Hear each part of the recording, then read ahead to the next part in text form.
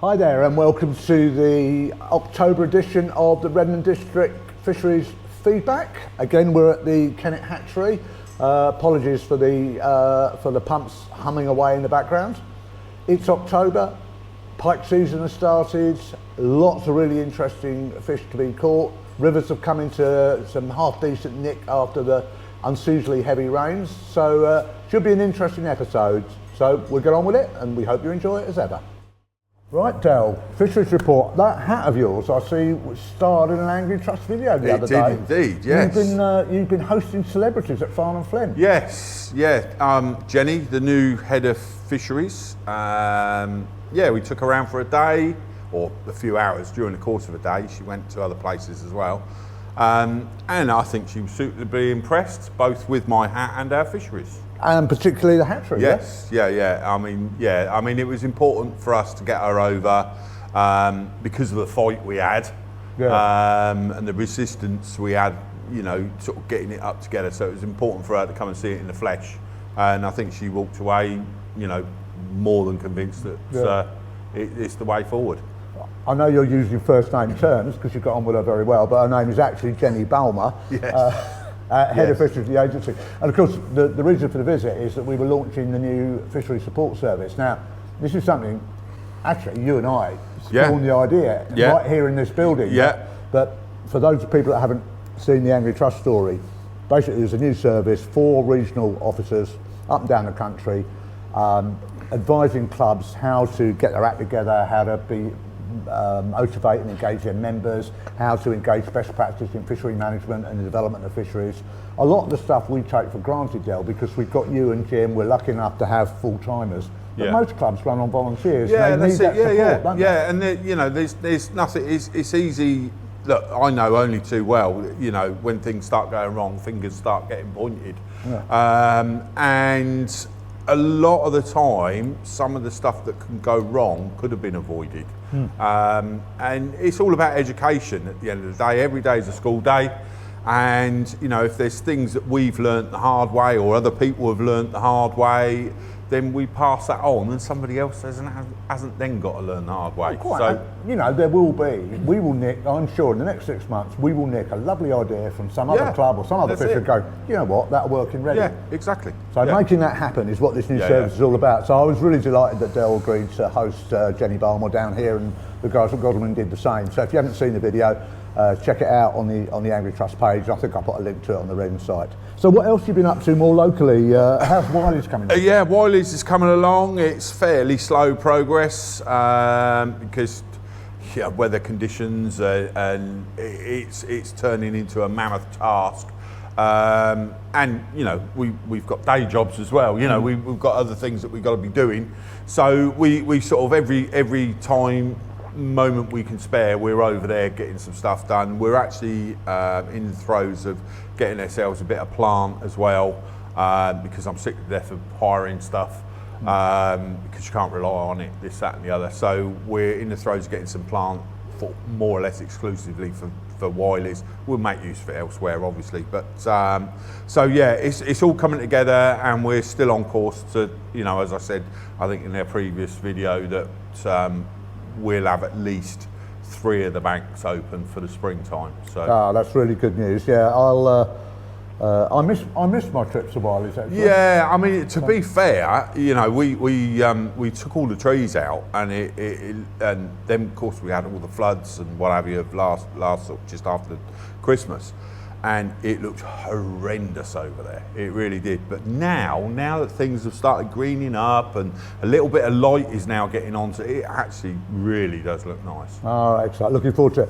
Now, is Jim going to start a Friday club up again? He is, yes, he is. And, you know, what we'll be doing is we'll be utilising them once they've done the sort of titivation sort of stuff around Wilmots and Callows and this, that and the other. We'll be utilising them over at Wiley's. For sure. So what are people going to do? Look for an announcement from Jim on their Facebook page? Look for an announcement in the next couple of weeks, and we'll get it kicked off for the winter months. Fabulous. And lastly, just I think a bit of a thank you to the pike lads for the pike clinic they had. I mean, it was torrential rain. I couldn't believe. I was going to go down and see them, but it was just flooded out, wasn't it? Yeah. I mean, fair play. It wasn't the best of conditions. I mean, I didn't sort of get out of my pit because it was a Saturday morning. I didn't get out of my pit till sort of fairly late on, and I think I sort of looked out the window at about 9 o'clock and sort of, yeah, it was horrendous. But I think they all enjoyed it, and look, it's those days that you remember. It's always the adverse days. Well, I spoke to Katie Gibson, who brings her son Harry to their clinics, and she didn't miss a beat. They're there with the brollies. Yeah, exactly. Unfortunately, none of the guys caught a pike, which is pretty rare for that lot. Yeah, exactly. But you know, big thanks to Steve and Robin and Pete and all the other guys that helped out. And it was a popular session. We will undoubtedly repeat the pike clinic. Yeah, without a doubt. And you know, for those, I mean, we get a lot of Facebook sort of stuff. Oh, you know, when's the next one? Where's it? Keep an eye on the Facebook page because everything goes on there. Absolutely. Well, we're having a wash-up meeting with Steve Reed. We're going to look at the lessons that we learned from this year's programme. We'll do it all again next year, and we'll do it better. Yeah. Fabulous. Okay. Only one other announcement. We like to give our membership Christmas presents where we possibly can. Don't set a precedent. We're not going to tell you too much about it, but we've got a new fishery coming on stream. We won't have exclusive use of it, but we managed to obtain some tickets for Redden District members, which are going to be bookable through Clubmate. It's a beautiful stretch of the lower river Blackwater. We've still got some details to finalise, so we will formally announce this before Christmas, probably in the next video. But it's about 1.2 miles of a lovely bit of river that's done chub to £6, barbel to 14. Not prolific, more like the Loddon than the Upper Blackwater, but really lovely spot. Yeah, it is. I mean, it's the sort of place you could spend a day roving around. It's very intimate. Can't hear no motorways. No, that's nice, isn't it? Which is always a bonus. Anyone that's fished around here, you know, they're never very far from listening to a motorway, whereas there it's just peace, quiet, It's lovely. Nice spot. Okay, so announcement to follow and more fishing opportunities for our members. So, I think it's probably time now we roll the gallery. Why not?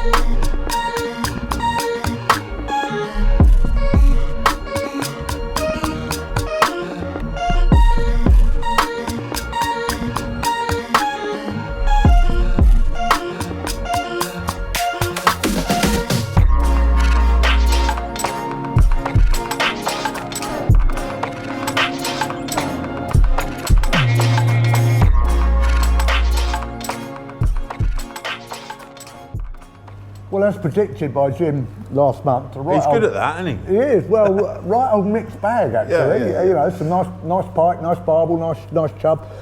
Just pick a couple out there. Just a shout out for our bailiff Martin Rafferty, who's had some health issues. Isn't it great to see Martin back on the bank? It is. You can't keep a good fisherman down. Simple as that, you know. And fair play. I know he's had it rough this year, but not so's rough that he can't get out when he's feeling a little bit better. He's lost a couple as well, he told me. Yes, there's plenty to be had along there, it seems. The other fish that are really coming into their own now is a chub. I mean, Dave Tarrant is always first off the blocks. I mean, that's 6'7" from that's from the Kennet actually. That fish, and there's been some nice ones coming out of the Thames. Yeah, I'm expecting, if we can avoid the floods, Del, I'm expecting some spectacular. I think we're in for a bumper year. It all depends on the conditions of the Thames. You know, as long as we don't get too much high water and what have you, I think we'd be in for a good year. And what about that grayling from Lower Benyons? Another lovely grayling. Yeah, one of exactly. Your babies. Yeah, lovely. I love seeing a grayling photo on our waters. I know, can't keep them away. I'm just flicking through the rest of them. Again, more nice chub. And that stupid great trout from Burfield. I mean, that 13.8, wasn't it? Or something like that. Yeah. Is that the same fish that Scott caught? It's got to be. It's got to be. I mean, you could almost chronicle its weight gains with pictures from our Facebook page when someone's had it at £9, then 9.5, then 10, then 10. You know. So I think we ought to nickname that the friendly trout. I think. Well, absolutely. Well, I think Nick Jedman calls it his pet trout, but I hope there's not more than one of that. Oh yeah, exactly. Yeah, too many is not a good thing. Absolutely. Okay, so it falls to you to pick the fishing picture of the month for October. What have you gone for? Well, again, it's always difficult. It's probably 3 or 4. Martin's told me I can't do the grayling one as much as I'd like to. Don't blame me.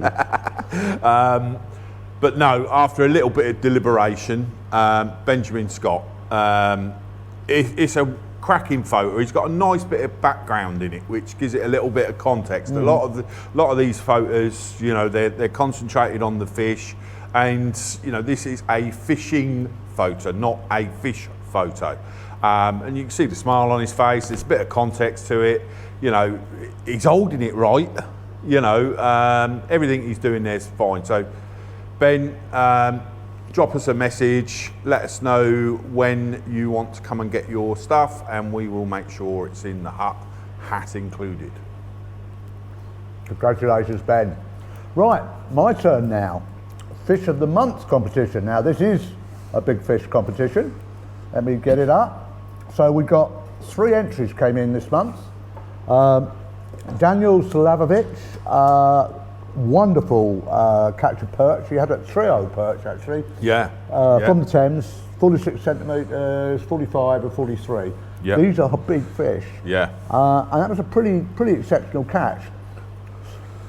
Stephen Kane had a PB barbel there of 14.2. Again, lovely fish. Yeah, and he's certainly catching a few this last month or so. I think it's his first season with us actually. Is it? Oh, hopefully it won't be his last, because he's certainly catching a few. But much as those fish are exceptional, I think the one that beats them all, for me, is Pavel Foleniak. Pavel, one of our highly experienced Polish lure anglers. Yeah. Pavel has landed 21-pound pike from Sonning Eye on a lure. Yeah. Beautiful, beautiful fish, deliberately targeted. These are rare beasts these days, aren't they? I mean, you can count on one hand the amount of 20-pound pike we got swimming around in our waters. A 20-pound pike is huge these days, and I mean, look at the grin on him, and why not? No, I don't mean the pike, I mean Pavel. Yeah, absolutely. And of course, he's helped us out with their open days along the way. Exactly. I mean, if anyone deserves it, it's definitely that. Well, and with a fish like that, who can't give it to Pavel? Absolutely. All right, there you go then, Pavel. So you've won your nice trophy and your 50 quid angling direct voucher, which I'm sure you'll be spending on lures. So get in touch and we'll sort that out for you. And congratulations for being our October Fish of the Month winner. Well deserved.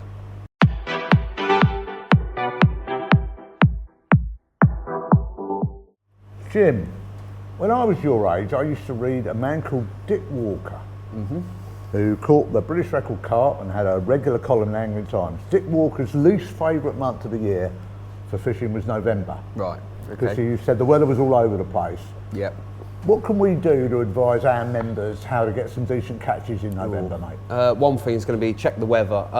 The weather, this sort of time of year, we can have these sort of lulls in the weather where it's just dropping off for a couple of days, but then we can also have these sort of small spikes in the weather, so where it's just getting up that few degrees and you've got mornings that are close to sort of double figures. That's a good time to be out. So yeah, keep an eye on the weather.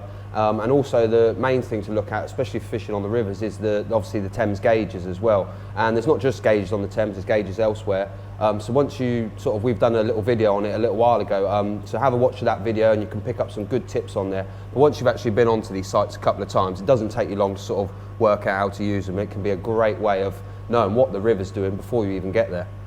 Well, interestingly, we've had a few comments on our Facebook page, and I've said, look at the video, we've done the work for you here. Yeah. But given that the Sutton Courtenay gauge is out, we have to rely on the Reading gauge for our stretches up at Wallingford and Southstoke and the rest of it. I went chub fishing the other night and had a couple of nice fish.